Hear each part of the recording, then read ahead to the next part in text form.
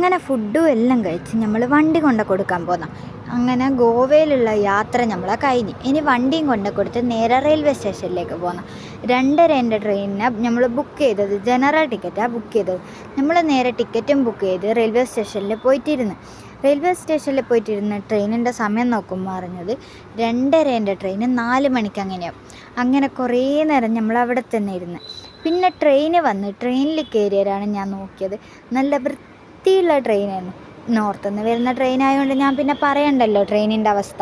ട്രെയിനിൽ ഫുള്ള് വേസ്റ്റും പിന്നെ നല്ല സ്മെല്ലും ഉണ്ടായിരുന്നു.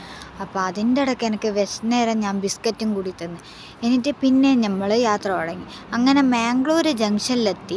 10 മണി ആയിന് മാംഗ്ലൂർ ജംഗ്ഷനിലെത്തി. അങ്ങനെ നമ്മൾ ഓട്ടോവും പിടിച്ച് നേരെ പോയത് ഫുഡ് കഴിക്കാനാണ്.